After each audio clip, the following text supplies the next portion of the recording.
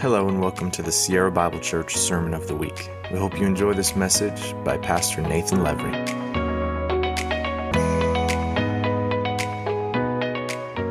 want to ask you a question, and maybe you've had kids or you have kids now and they brought home, or maybe you can remember doing this when you were a kid, brought home like a work of art that they were proud of, right? And they brought it home and they're showing it to you and you're like, I'm not sure what I'm just gonna go all in and say that is an amazing piece of artwork, right? And you know, how do we sort of decipher what our kids were up to? And maybe there's just kind of paint all over the place. And as we spend a moment or two this morning, before our kids get here, sort of taking our next step in what we've been walking throughout this Advent and Christmas season, we find ourselves in a particular place in a letter that a person named Paul wrote to churches in Rome, but by extension to each and every one of us. And Paul kind of does that in some ways. We find ourselves at that section where he spent about 30 verses and in somewhat some dense kind of context he builds. And as what he begins to do in those 30 verses is tell this magnificent story of what God has done in the Jesus of Christmas. What God has done, what he's doing currently, and then here's what God's planning to do in and through you. And then he sort of stands back from that picture and says, what should we see? How do we see it well? Some of you have done these little pictures that, and there's one in your bulletin. If the next few minutes gets distracting for you, you could just, and you put your face up real close and you kind of focus your eyes and then you pull back and what do you see?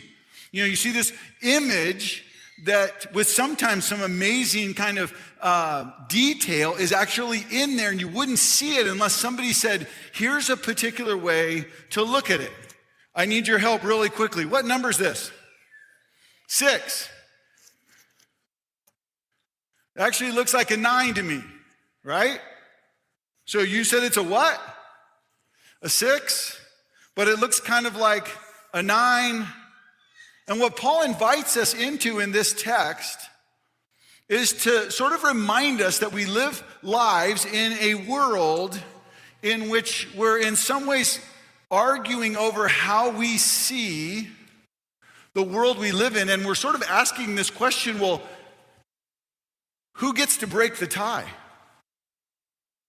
Is it a 6 or like what is actually happening? And really kind of 2 words come out of this little section in this question that Paul's going to invite us into. And he says this, it's really all about our perspective and our perception. It's in what we see, and then it's in how we actually perceive what we see by way of the story of God. In many ways, that sort of changes everything. Paul's going to ask us 4 questions in this section. We'll look at 3, and we're going to save the last and the awesome one, if you will, for Christmas Eve. And this is kind of the story of the Bible in so many ways. God inviting people like you and I to have our eyes and our minds and our hearts tuned to what he is doing in the story of human history. He says, hey, here's some ways to see some things. Here's some ways to interpret the story you're being asked. This happens, right, all the time in our lives. Happened in some radical ways in the time most centrally when Jesus walked the face of the earth. One of those times we have recorded throughout the Gospels, and what happens is it's just kind of a casual night, it seems, and the disciples and Jesus get on a boat and they head off across the Sea of Galilee. Some of you know this story. And in Mark chapter 4, we're told that this giant squall comes up, right? This massive storm, wind out of nowhere. And in some ways, it sort of becomes for us this picture of our lives, right? We probably, all of us, can look back on our lives and think there's, well, at least some point in our life where a storm just kind of came up out of nowhere. Like the phone call came that we thought we maybe never would get. Even this last week, a conversation with Kathy when I got home from work started like this. Oh, by the way, the principal called. And you think, okay, what's next. And in the midst of this storm, the disciples are doing what we do. I think at least most of us, they're bailing water. How do we get out of this? We're going to die. We're going to drown. Eventually they remember Jesus is in the boat. And so what do? They run over and they wake Jesus up. And they're like, Jesus, don't you care? We're going to die here.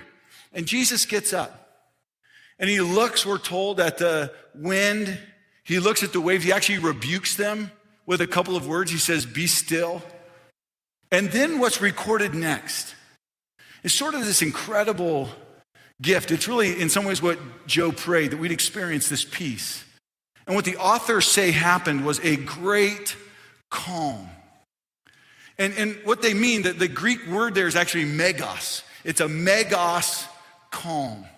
It's a peace that was felt further than the waves and the water. It was felt in the hearts and the minds of each person on that boat. And as Jesus said those words, you can believe that their stories were reframed.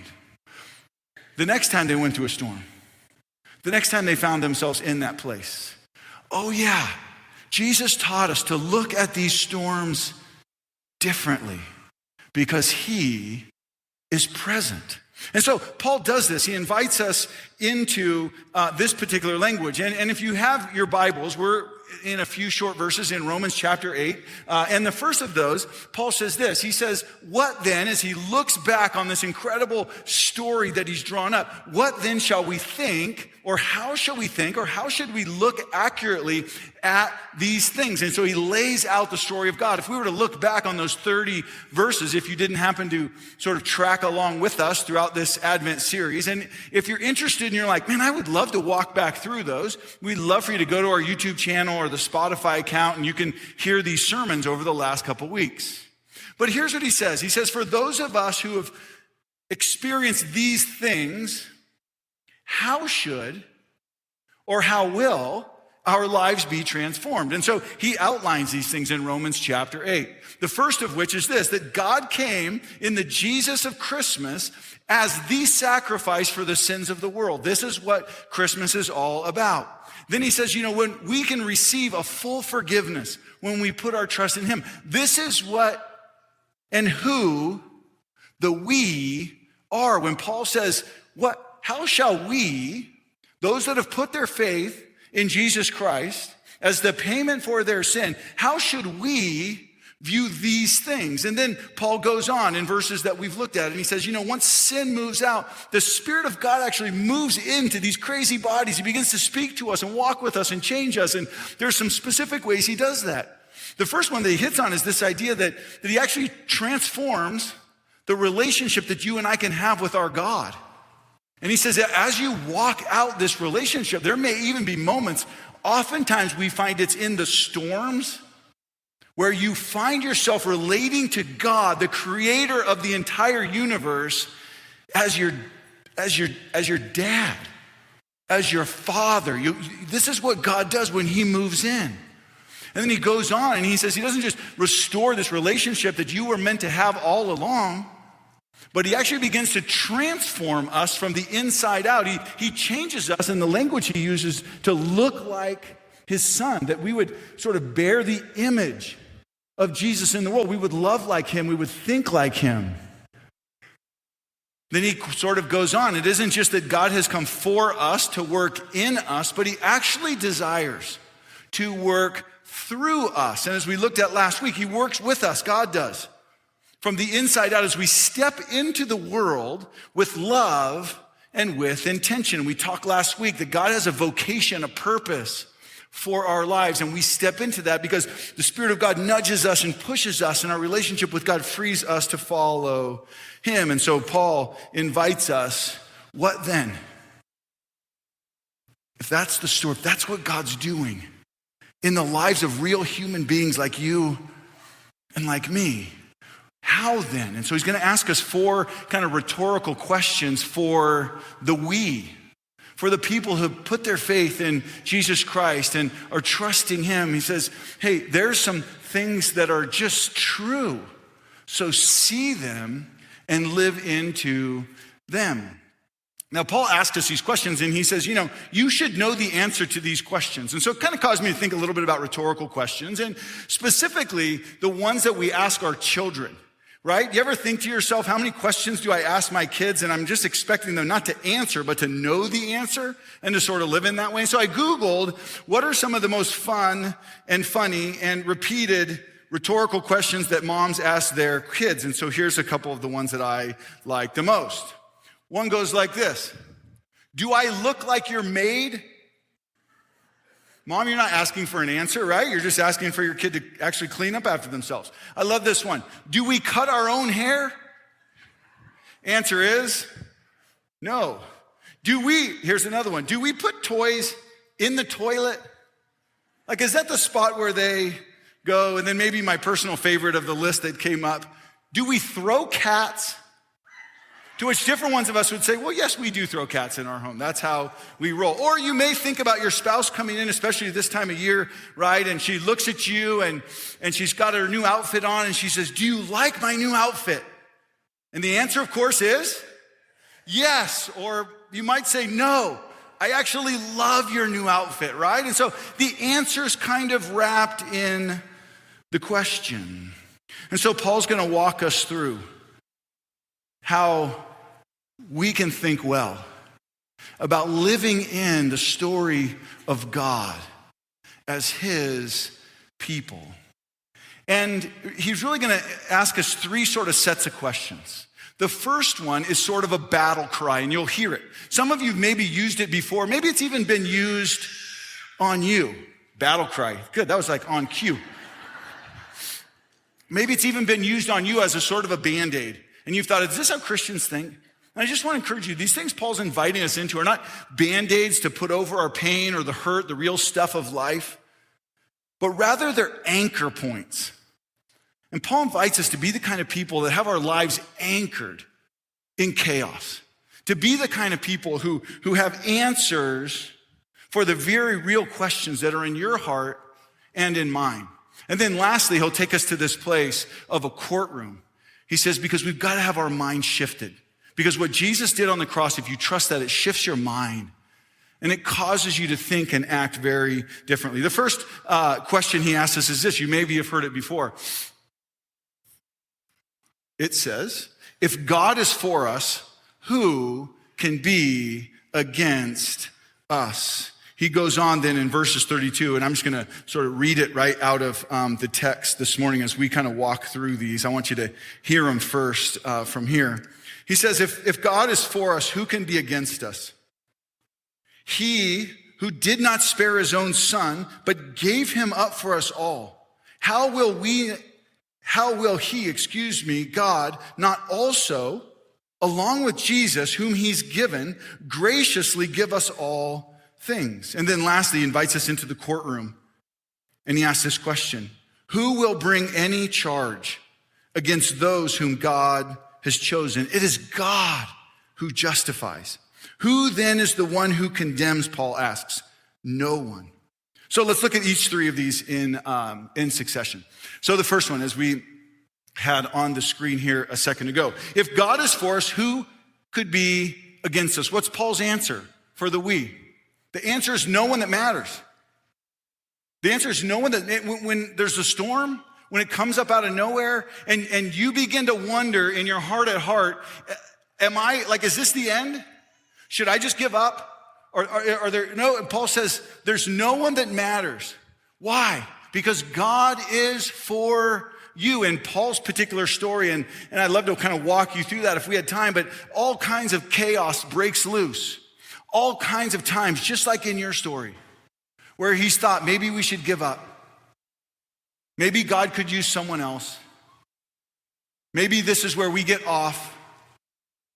And Paul leans in the midst of the storm, and he says this. He says, you know what? If God is for you, there's no one that matters that might stand up against you. Second sort of question Paul invites us to consider is in verse 32, and he sort of brings us into this almost like commerce exchange. He says this: he who did not spare his own son, think about it. He gave his own son up for us all. how will he not also, along with him, graciously give us all things? What's Paul saying? He says, God is so generously committed to you. I mean, he gave you his own son. You know, this question in so many ways, I think, gets to the sort of questions, if we're honest, that are on our own heart. You know, if God had just given me a little bit more money, if God had just made me a little smarter, you know, if I were just a little younger, then the young are like, man, when I get older, you know, if I could just stretch time out to 26 hours a day, man, then I could serve. And what Paul's inviting our hearts to consider is that God has given us everything to do the one thing he's asking any of us to do, and that's to be faithful. To be faithful. You know, the hard part in our culture, especially with all versions of comparison on any screen that you and I might carry around, is pretty soon we start thinking, I'm supposed to be faithful to what God's asked you to be faithful, to the life he's asked you to live. And Paul says, God's given us everything. Simply be faithful. I don't know about you, but like this one especially gets me. I'm the kind of person that can stress out pretty quickly. And I can bring that stuff home. I can bring it to the office. And it's kind of one of those stress days. I don't know if you ever have those. You're just like, why am I stressed out about this? And then sort of walking back into this truth and saying, you know, God, I need to step back into the story and into the reality that you've given me everything to step into this day full of joy and completely at peace. You're so wildly committed to me that you didn't spare your own son. So what am I doing that is outside of stepping into the one thing he's asked any of us to do? And that's be faithful. And then lastly, he sort of walks us into the courtroom. We see in verse 33, and he asks these questions, which are really all wrapped up in one. He says this: who will bring any charge against those whom God has chosen? It is, he reminds us, God who justifies. Who then is the one who condemns? No one. And this is really about our minds in so many ways. And Paul invites us to consider the reality that you and I will one day, and we do in small ways now, but we will show up in the courtroom of God. And in that courtroom, what will be revealed before all that are there is like everything, right? It's the good stuff. It's the bad stuff. It's the stuff we're hiding and we think we pushed away. All of it. And what Paul here reminds us of is this: there will be one voice for the we that have trusted Christ. And when he stands on our behalf and says, I get to speak, and I died for her, and I died for him, I have set them free. And then I think what Paul wants to invite us into is to live as people who live in a story in which we understand that God's in the boat, that God has our back, that God's not holding anything back, and that God has said in Jesus what he did on the cross: you are free. Step into that, live into that, be my people. Thanks so much for joining us, church. We hope that you enjoyed this message. If you'd like to hear more messages like this, or if you'd like to partner with us financially, please visit sierrabible.com.